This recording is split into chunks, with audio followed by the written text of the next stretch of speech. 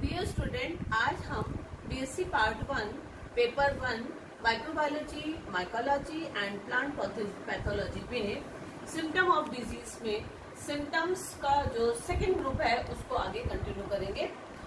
Symptoms में हम पढ़ चुके हैं, 3 प्रकार के ग्रुप्स थे, हाइपोट्रोफी, हाइपोप्लेसिया, सेकेंड है नेक्रोसिस एंड थर्ड है हाइपोप्लेसिया। हाइपोप्लेसिया और नेक्रोसिस में आज हम स्टडी करेंगे। पहले स्टडी करेंगे नेक्रोसिस। नेक्रोसिस का मतलब क्या होता है? नेक्रोसिस मीन्स ऊतक का क्षय होना। ऊतक क्षय मतलब टिश्यू का डिके होना।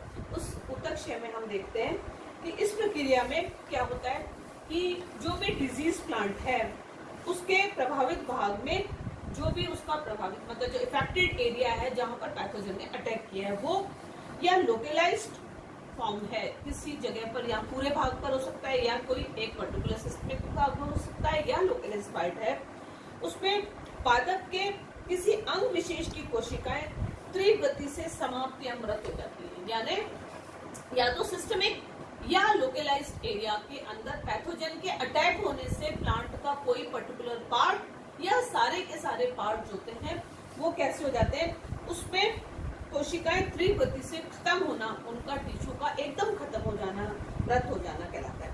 इस प्रकार में जब पैथोजन जो होता है वो किसी भी रोगग्रस्त परपशिप में उसके जो ऊतक क्षय के निम्न लक्षण दिखते हैं, या तो रॉड फॉर्मेशन आती है, या डाई बैक हो सकता है, ब्लाइट हो सकती है, विल्ड फॉर्मेशन हो सकती है, स्पॉट्स बन सकते हैं, डैम्पिंग हो सकता है, या स्ट्रीक्स बनती है। इस प्रकार से ऊतक क्षय के विभिन्न लक्षणों को हम डिटेल में स्टडी करेंगे। सबसे पहला है विगलन या रोट किसे कहते हैं। विगलन की क्रिया में इस प्रकार के ऊतक क्षय की क्रिया के अंदर ये एक प्रकार की लोकलाइज होता है। लोकलाइज यानी पर्टिकुलर किसी भी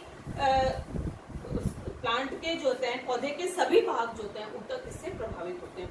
इसमें इनसे संक्रमित या प्रभावित ऊतक की मृत्यु हो जाती है, और मृत्यु के कारण उसका डिकम्पोजिशन मतलब अगर किसी पैथोजन ने किसी प्लांट के किसी पार्ट पर अटैक कर दिया तो वहां पर क्या होगा, वहां के टिश्यू डेड हो जाएंगे। टिश्यू डेड होने के कारण उनका अब उसके बाद डिकम्पोजिशन होगा, और डिकम्पोजिशन इतना तेजी से होता है कि वो वाला सारा पार्ट है वो पूरा ब्राउनिश या सड़ना या विगलन की क्रिया में हो जाती है। और इस प्रकार से ये जो वैसे विगलन जो है वो मेनली फ्लैशी या जो वुडी स्टेम होते हैं उनमें फ्लैशी दोनों प्रकार का स्टेम हो सकता है, फ्लैशी लीव्स हो सकती है, या फ्लावर या फ्रूट्स होते हैं उनको प्रभावित करती है। विगलन में कई प्रकार का विगलन हम पिछले भी देख सकते हैं, स्टेम रोट भी हो सकता है, या रूट रोट हो सकता है, फ्रूट रोट हो सकती है, और इसके आधार पर हम इसको कलर के आधार पर भी विगलन रेड रोट या व्हाइट रोट या ब्लैक रोट कहते हैं। और इस प्रकार से रोटिंग की क्रिया नेक्रोसिस जो होता है उसका एक पार्ट जो होता है रोट कहलाता है। नेक्स्ट हम देखते हैं कि डाई बैक क्या होता है। डाई बैक में हम देखते हैं कि इसमें जो नेक्रोसिस की इस क्रिया के फलस्वरूप पादप का जो शीर्ष भाग होता है, मतलब उसकी जो एपिकल्स पार्ट जो है उसकी डेथ हो जाती है, वो पार्ट खराब हो जाता है, डेथ हो जाता है। उसके बाद उसके निचले भाग के अंदर में धीरे धीरे क्रमिक रूप से वो भी खराब हो जाते हैं। तो मतलब सबसे पहले डिकेइंग ऊपर स्टार्ट हुई, तो ऊपर का सेल टिश्यू डेड हुआ, उसके बाद वही प्रोसेस नीचे आता जा रहा है धीरे धीरे क्रमिक रूप से। उसमें डाई बैक ऑफ सिट्रस भी जो होता है ये इसका एग्जाम्पल होता है। इसी तरह से ब्लाइट फॉर्मेशन भी हो जाती है। ब्लाइट डिजीज के अंदर हम देखते हैं नेक्स्ट होता है स्ट्रीक्स कह देंगे, ब्लाइट या स्ट्रीक ब्लाइट बन जाता है। ब्लाइट में अंगमारी जिसको हम कहते हैं कि पूरा का पूरा प्लांट पार्ट या उसके कुछ पार्ट जो होते हैं उनमें शीघ्र उनकी डेथ हो जाती है, और वो एक ऐसा आवाज देते हैं कि वो पूरा का पूरा प्लांट डल गया। इस प्रकार की जो ऊतक क्षय को हम इस प्रकार के नेक्रोसिस को ब्लाइट कहते हैं। और ब्लाइट के कारण वो पूरा भाग जो होता है या तो ब्राउनिश या ब्लैकिश हो जाता है। और इसके बाद नेक्स्ट आता है विल्ट फॉर्मेशन आती है। विल्टिंग जो है इसमें पूरी तरीके से प्लांट मुरझा जाता है या सूख जाता है, और विल्टिंग जो होती है वो रूट सिस्टम की पूरी डिके के कारण होता है, या जो कंडक्टिंग टिश्यू है उनके अंदर वेसल्स एंड ट्रैकेट्स के अंदर क्या हो गया, वहां पर फंगल टिश्यू जो होता है वो ज्यादा डेवलप हो जाता है और इसके कारण वहां पर विल्टिंग होती है और विल्टिंग के कारण ही वहां पर विल्ट हो गया, विल्ट से वहां पर स्थिति नहीं होगी, टर्जिडिटी की कमी हो जाती है तो प्लांट मुरझा जाता है और इसके कारण वो फ्रेश नहीं रह पाता, जिसे विल्ट डिजीज ऑफ कॉटन। इसी तरह से स्पॉट फॉर्मेशन भी होती है, स्पॉट्स बन जाते हैं छोटे छोटे से धब्बे, या जब रोगग्रस्त पौधे के अंदर मृत क्षेत्र जो होता है सीमित होता है या उसका विशेष ऊतक क्षय के कारण वहां पर स्पॉट्स दिखाए जाते हैं, यानी जो डिजीज प्लांट है उसका जो डेड पार्ट जो होता है वो तो एक लोकलाइज्ड एरिया पर हो गया, एक वहां पर विशेष ऊतकीय क्षय के कारण वहां की पत्तियां और मतलब वो तो डेड हो गया तो अब उसकी पत्तियां जो होंगी या उसके फल होंगे उन पे स्पॉट्स बन जाता है।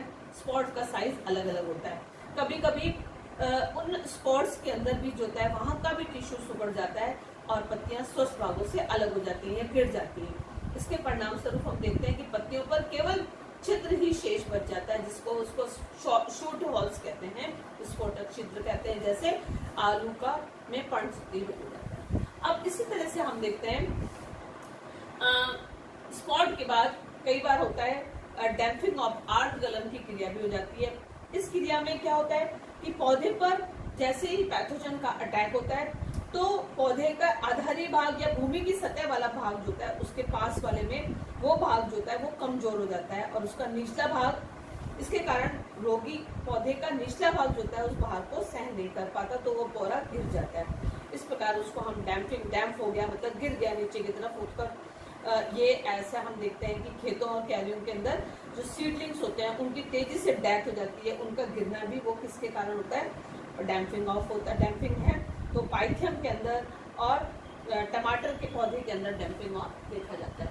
इसी तरीके से नेक्स्ट हम देखते हैं कि डैम्पिंग ऑफ की बात आता है, स्ट्रिक्स बन जाती हैं। स्ट्रिक्स में जब मोनोकोटिलेडन प्लांट्स जो होते हैं उन प्लांट्स में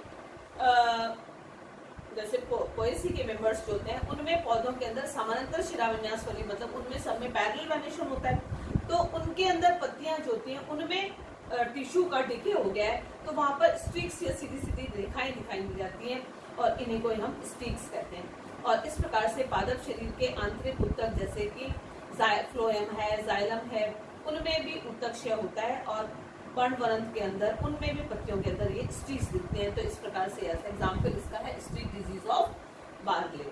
और इसी प्रकार से हम देखते हैं कि कई बार स्कैब भी बन जाता है, पामा जिसको कहते हैं, जो रोगी पौधा होता है उसके अंदर उसके फ्रूट्स पे या उसकी बल्ब्स के अंदर, उसके ट्यूबर के अंदर जो आपके पैथोजन अटैक करेगा तो उसके द्वारा वहां पर एक क्रस्ट लाइक लेसेस भी बन जाते हैं, क्रस्ट सा ऊपर के एक छोटी सी पपड़ी सी बन जाती है। इस प्रकार से इस प्रकार का नेक्रोसिस जो होता है वो सुपरफिशियल है, मतलब अंदर तक नहीं गया, बाहर की तरफ एक पपड़ी बन गई, केवल ऊपरी भाग या बाह्य भाग ही प्रभावित हुआ तो इसमें बाह्य त्वचा उसकी फंस जाती है, यानी हम देखते हैं कि कहीं जल जाता है तो केवल ऊपर की चमड़ी जो होती है वैसी दिखाई देगी। तो स्क्रैप बन जाना भी जो होता है वो भी एक प्रकार का ऊतक क्षय के कारण होता है, जिससे एक प्रकार का ये नेक्रोसिस होता है। एग्जाम्पल होता है एप्पल स्क्रैप होता है। इसी प्रकार से कैंकर भी जो है एक प्रकार का नेक्रोसिस ही होता है। कैंकर में हम देखते हैं कि वहां पर उसके जो वहां पर भी एक टिश्यू का डिके हुआ है तो पौधे के जो वुडी पार्ट जो है, तने की जो छाल है, तने की जो बार्क है या फलों के अंदर ये दिखाई देता है। उसमें वलकुट के अंदर जैसे उसका जो कॉर्टिकल पार्ट है, कॉर्टेक्स के अंदर कुछ कुछ क्षेत्रों में कैंकर बन जाता है और कैंकर यानी उनका किनारा तो क्लियर होता है लेकिन वो कॉर्की और वो डिप्रेस्ड और कॉर्की हो जाता है, जैसे सिट्रस कैंकर होता है। जैसे हम देखते हैं कि नींबू के अंदर कैंकर बन जाता है, तो ये कैंकर भी जो है वो भी एक प्रकार का नेक्रोसिस होता है। तो इस प्रकार से आज हमने नेक्रोसिस यानी ऊतक क्षय के कारण किस प्रकार के लक्षण दिखते हैं, वहाँ धब्बे बन जाएंगे या धारियां बन जाएंगी या ब्लाइट हो जाएगा या डाई टैक हो जाएगा, स्कैब फॉर्मेशन हो जाती है, स्ट्रिक्स बन जाती हैं और इसी प्रकार से रोटिंग होती है। ये सब चीजों को डिटेल में स्टडी किया। Thank you.